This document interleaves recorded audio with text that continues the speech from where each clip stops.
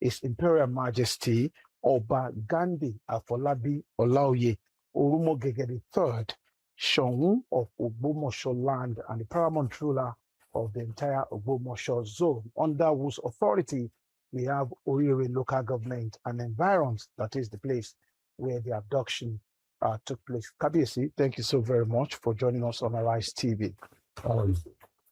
All right, Your Majesty, let us start this conversation this way. I know you have been, a school teacher yourself, and you're also a parent.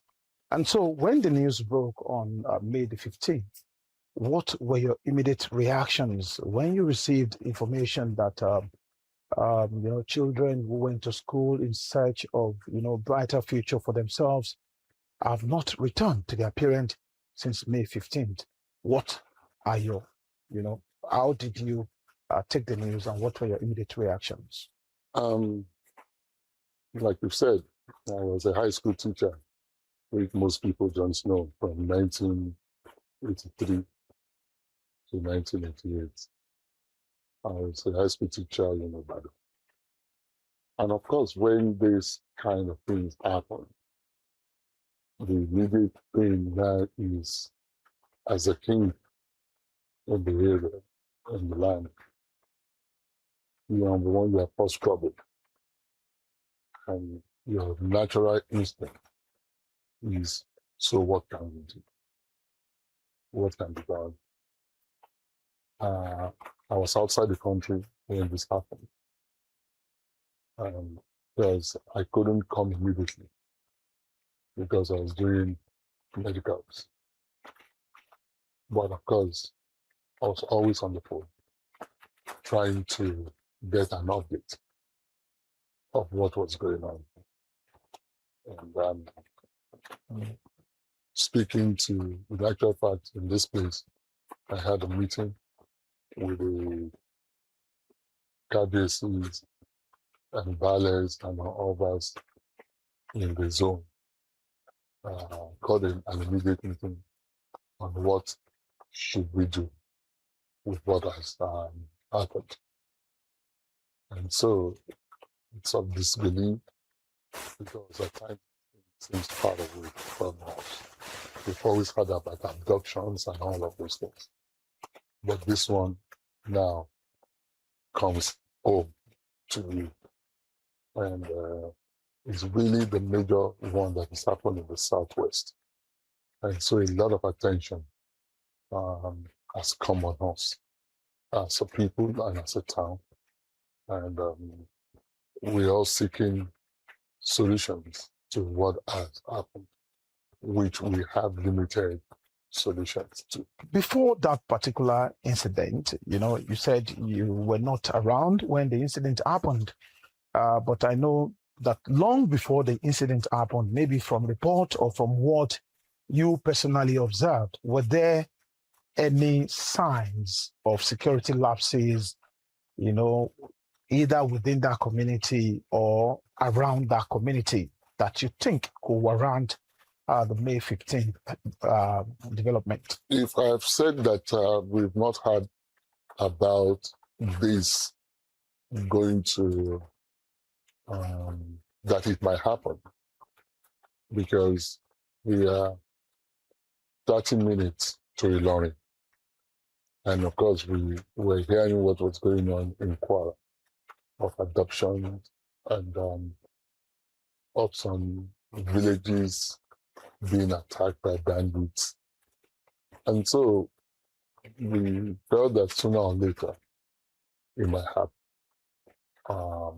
So the resources that we have, we channeled it towards the town's location, security. And we employed maybe 30 vigilante people to watch over the town. But unfortunately, this didn't happen within the confines of Ogbomosho town, which is because Ogbomosho North, Ogbomosho South local government. It happened in the outskirts of it. So with that, the local area where it happened, it's a little bit difficult for them to have an organized security system. And what people don't also understand is that, or don't know, is that Owerri is supposed to be the second largest local government in Nigeria. So it's a vast land. Yes, and it has maybe over 500 small settlements, like the one that was where the abduction of the people happened. So it's a vast land, and with a lot of villages that are there.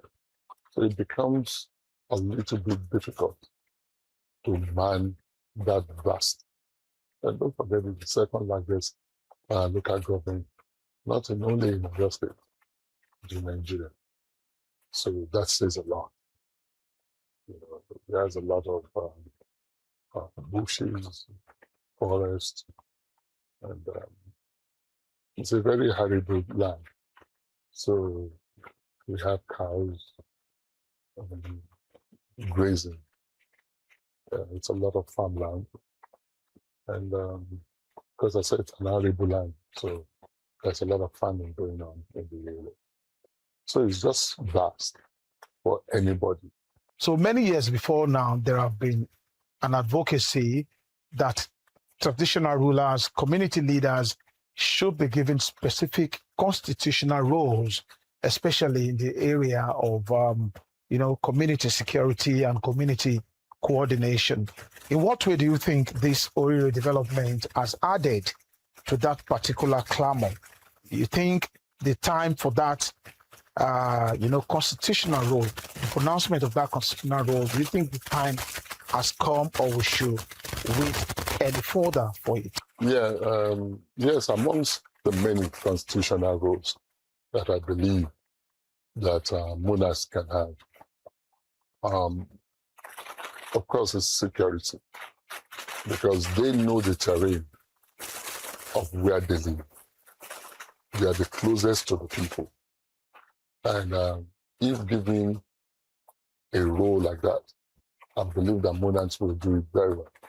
Because just like government, monarchs will like their people to be secure. So security is very, very important to an average monarch. They will want the security of the people, the well-being of the people.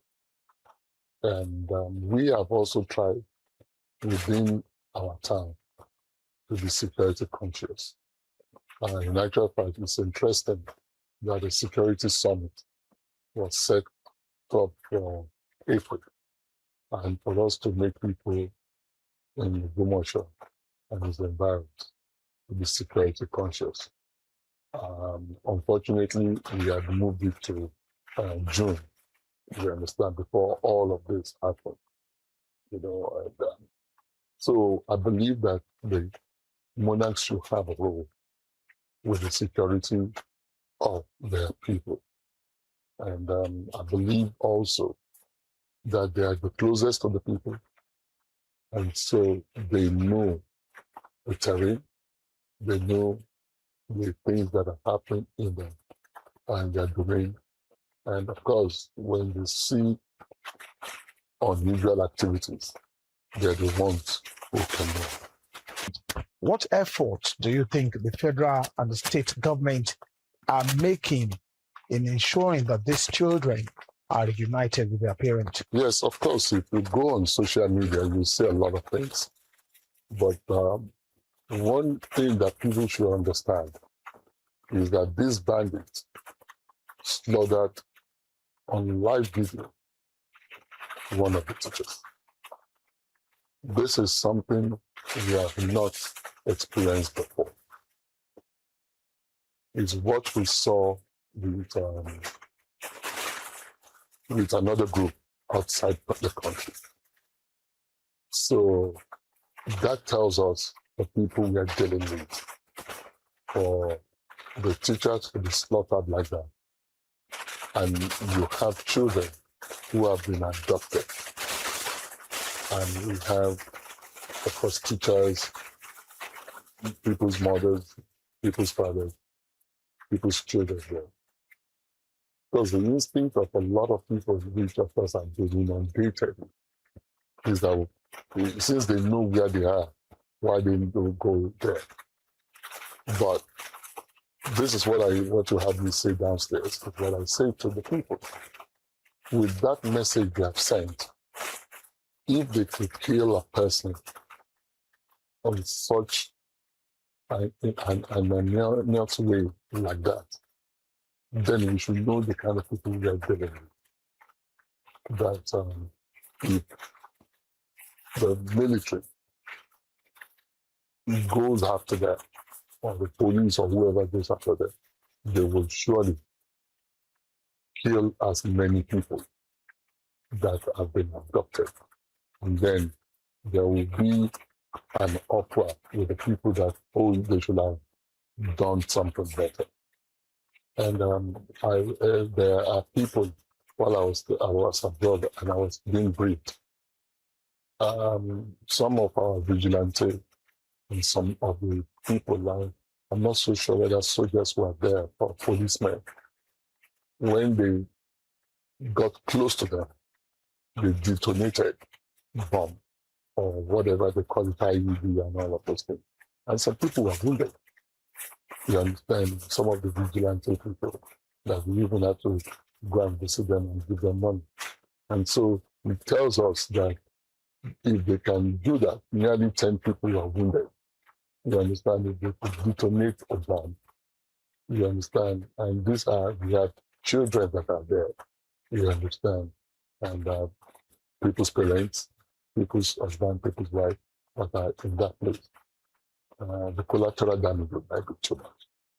So they've sent a message with their action that we need to tread softly. And you know what normally happens is that when you are in leadership, there's a lot that is being done. But until results are seen, it's as if nothing is being done. Like this weekend, the governor, Engineer Immaculate, was at that parade on Saturday. I was there on Saturday. Then the governor also came on Saturday. And on Sunday, the president, Bola Ahmed Tinubu, sent a very powerful delegation, his chief of staff, national security advisors, minister for defense. A lot of them came, the inspector general of police.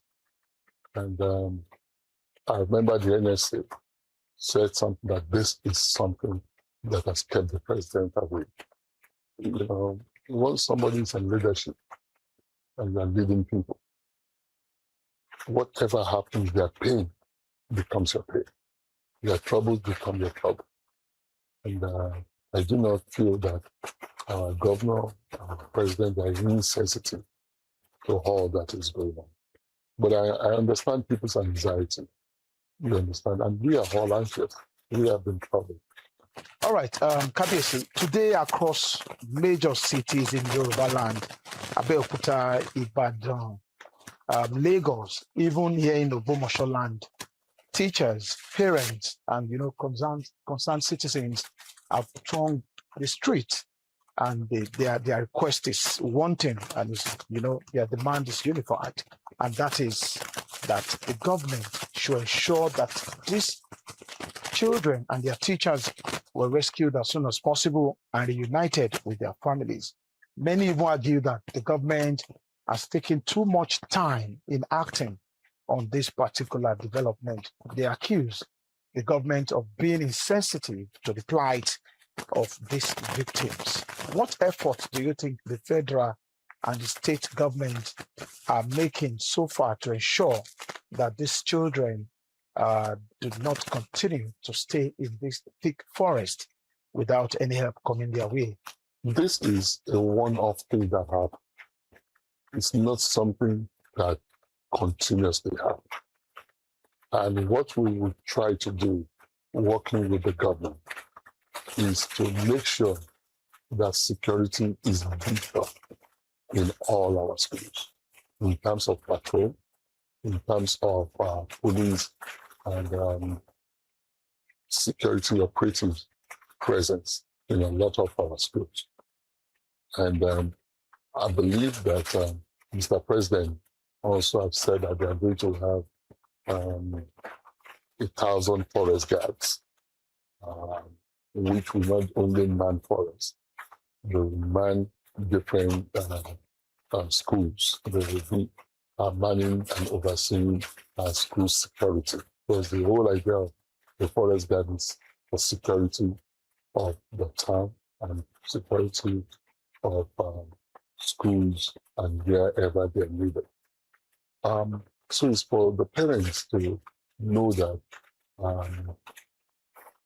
it is a challenging time, and the way to handle it is to be careful, but not to be afraid, not to send their children to school.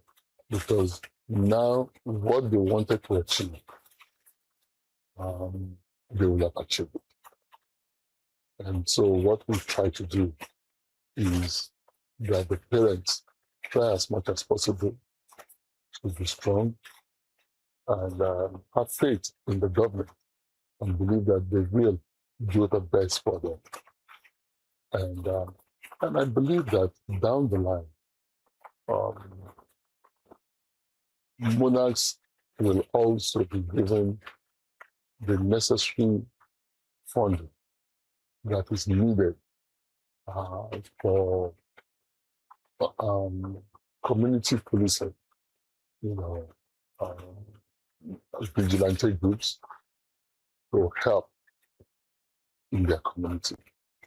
Because if we have that, then in the Ogbomosho, for example, we have about 100 secondary schools and so many primary schools and all of those things. And so we can have people being deployed into the place. And this security presence is a deterrent. Okay, now parents are becoming increasingly worried about sending their children back to school.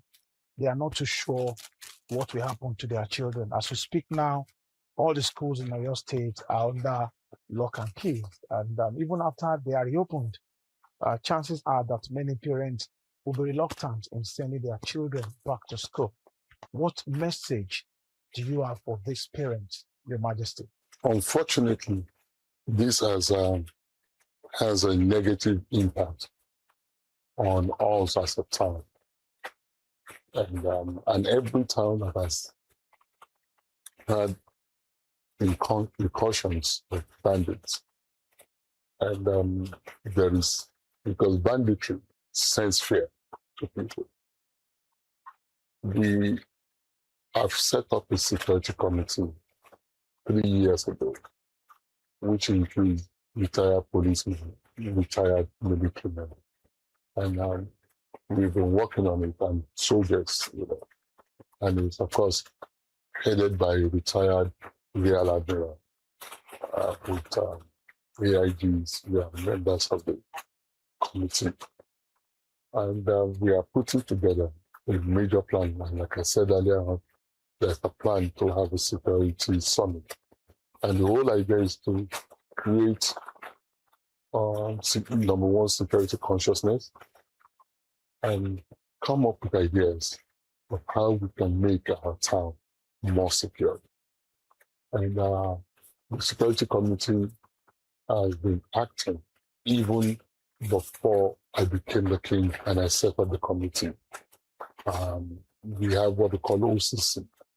We've taken security of this town very, very seriously, and we've been given money to it. So, for prosperity of any town, or any place, or any nation, any state, the major thing is first security. And we have to give kudos to the governor of Oyo State, Engineer Soun. He has made security a major priority. Thank you so very much.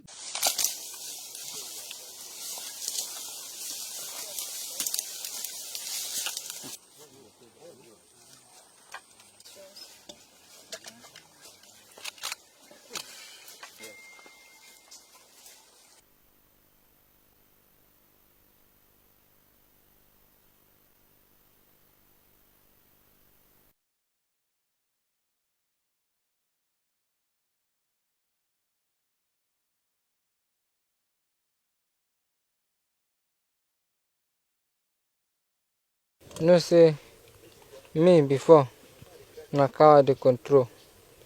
So before this Salah come, no be this one. That one him pass. E get one my brother why him call me make I go control cow for Ogun State. But no be Fulani get am. Na ordinary na omo one Yoruba man. Na him go buy am. That cow wey dem dey buy, like you say dem dey sell for Salah. Na him my brother come call me say make I go control am. So na him I go control am for that place for Ogun State. So that place where I dey control the cow, na for that place I jam with that man why dem put me inside this work. So the place where I dey control the cow, na him that man dey come. They see me say I be him brother, how I be me na Fulani, him na Fulani. Na him make come dey enter my mic like this small small. Then come dey meet me the place where I dey control my cow. So now that place I come jam with that man. So that man, the person wey get the cow, dem come dey sell am 1-1 because for Salah dem come dey sell am 1-1. Na him that cow come finish. I with that man why dem put me inside this work. So the cow for that man come finish. Na him that person tell me say make I come control him own. So dem come call me say make I control him own. I come for the cow. I don do 1 week. So na so I do 1 week. Him come tell me say abeg make I come follow am go work. So I no know say na this work o. I come enter motor. I come reach this Babizua. I come down. I say this place na here I comot to go control that cow. Na him I follow that man to reach pipeline. So I come reach that pipeline, then haul back for back. So I no know say wetin dey for inside. Na here I go for pipeline, then come comot that 2 gun. So na so dem come comot that 2 gun. I tell am say wetin. He tell me say na see this work me and him I dey go do. So kidnapper. So na him make that man, if I tell am say na doctor, if I tell am say I no dey go because I don see am with the gun, if I tell am say I no dey go, me myself dem dey kill us. Because if I go leave am, dem know say I don see am, dem think say I wan go carry people to come catch am. So na him I follow dem to come do this kidnapper. But I dey 7. I know am. The man who put me inside, doctor. Simoli. Akare.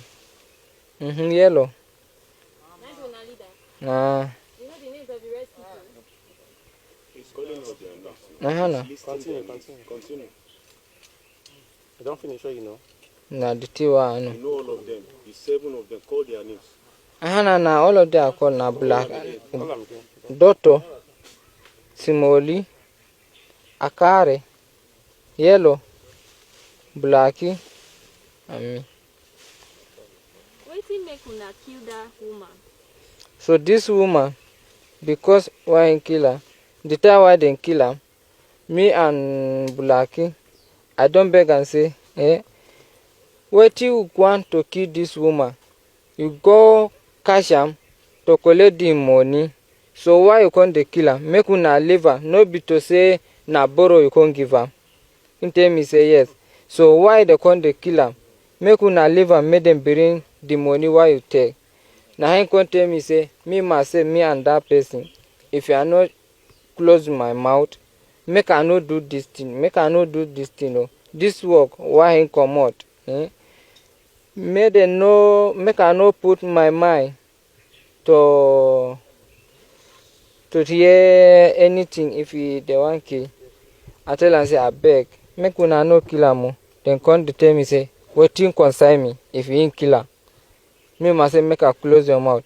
The time when he shoot this woman Who be the person who shoot the woman? na carry. The time when he shoot this woman me say I dey for the remaining one there for that place. I swear to God, the time when he shoot am me must say I don't close my ear because I no happy to kill this woman. So now he make na 3 person dem carry they wan go kill am. But the bullet wey him put dem no touch that man. Na him that yellow tell am say make dem carry am go back to kill am. Na me and that blackie na me stop am make dem no kill am o.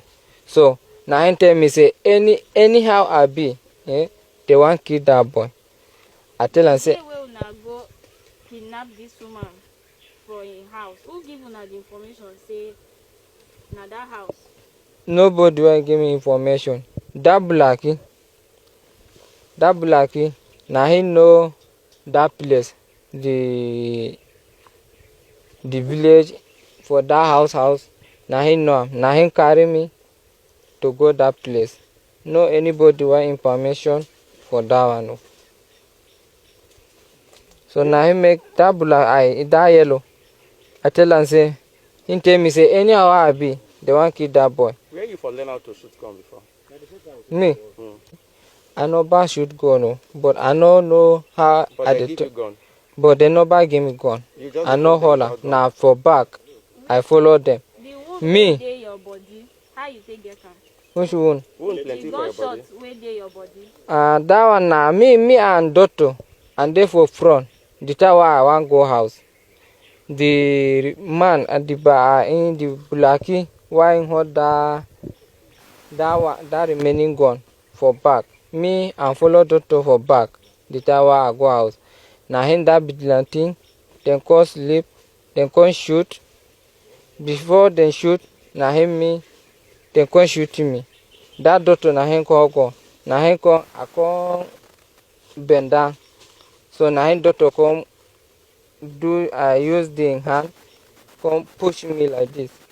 Now for that place, then come shoot me for here.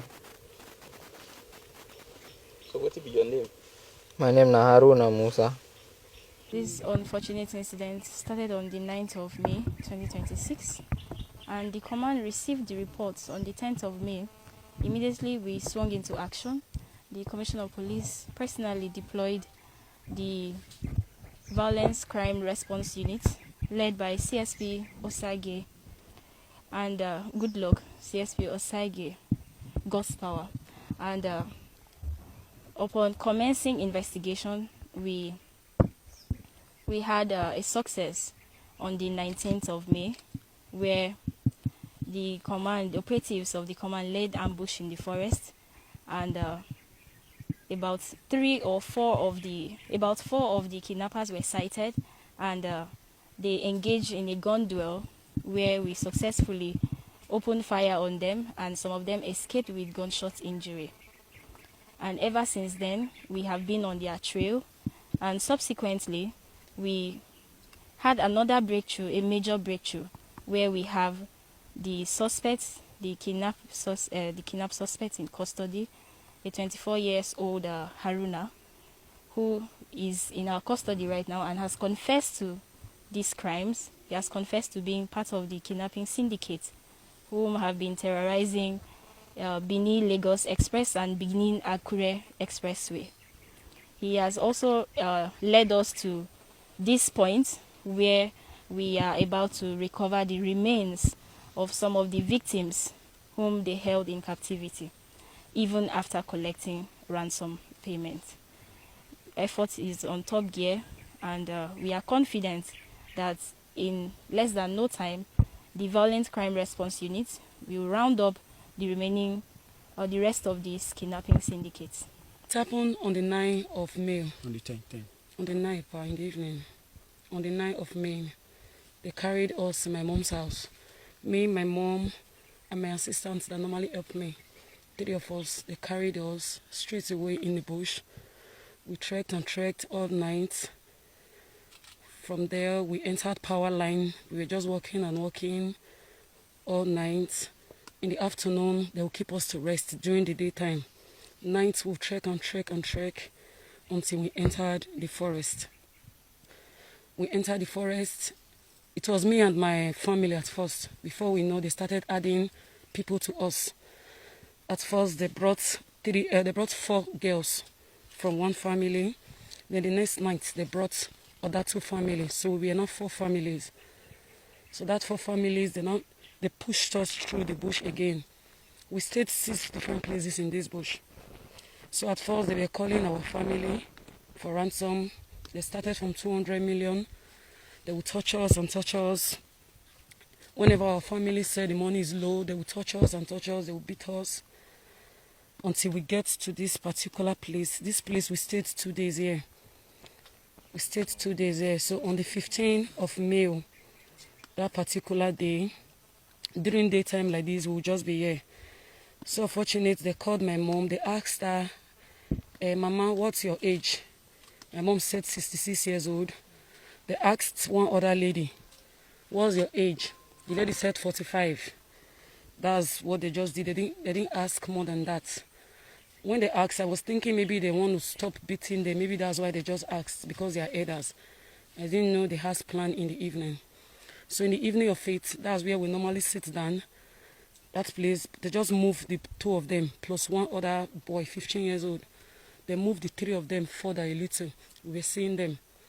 They were like, oh, sorry, before they moved, then they called our family, everybody's family. My family said they were at 7.5. One other family said 1.5, like that. So they got provoked because the other family said they were at 1.5 and 1 million naira. So they were not debating if they should kill us or not. The stuff caused arguments here. Their leader here almost shot one. Yeah, I remember so well. They were quarreling. So before we know, they carried my mom, 66 years old, and the other lady, 45. They moved them away from us a little. And one other boy, 15 years old. So they were saying if they should kill them or not. They argued and argued. To make it briefly, they shot them just 1 bullet. So when they shot the bullet, they shot it through the other lady to my mom. We were seeing them. So I thought maybe they would help them later, but we were seeing them. Before we know, they brought the other guy, 15 years old, back. They were blood stained at his back. The guy was telling us, they don't die. But before I knew, I was hearing my mommy's voice very close to me. She was praying and praying. Later, she started breathing very heavily. She breathed and breathed. I was no longer hearing her. Immediately, not up to 5 minutes, everybody get up. Then I told the other small boy that you have lucky today or tomorrow you will die. We thought maybe it's a joke or something. So they carried the boy along with us. Immediately we moved away from this bush to other place, under banga tree like that. So that was where they shot the guy, the boy, 15 years old. We slept there one night. When we were about leaving there, they shot the boy on his shoulder too. So that was how we came out to the Borough Pit, from there to Thai Road, then to the other side of the road before they finally released us. Yes, my family paid ransom, 11 million naira with other things they asked them to buy. 2 big school bag, like that, 14 plates of rice and turkey. They said they should buy highs, 3 gram, then 5 crates of Fanta, what's this drink? Black Bullet, 2 crates. Then other family, 30,000 naira suya, 30,000 naira suya. Other family again, 7 power bank, like that. They released us at once.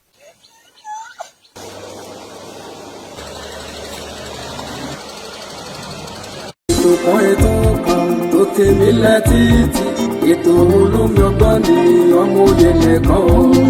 Ẹ̀wà kan fìdí ilé, àbíkẹ́ fìdí lẹ́kan. Kàlẹ́ rẹ̀ kọ́kọ́ o lórí ètò yóò. Lórí ètò olùsọ̀rọ̀ olómi ọgbọ́n.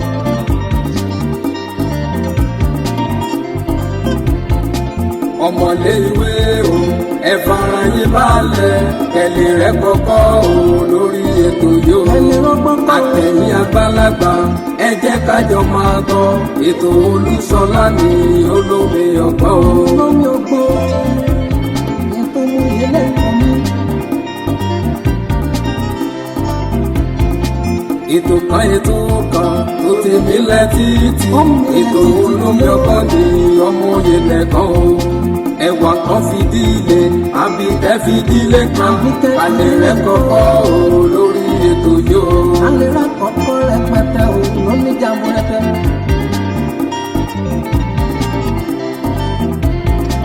àtẹ̀yìn àgbàlagbà ẹ jẹ́ ká jọ máa gbọ́ ètò Olúṣọlá ní olómi ọgbọ́n.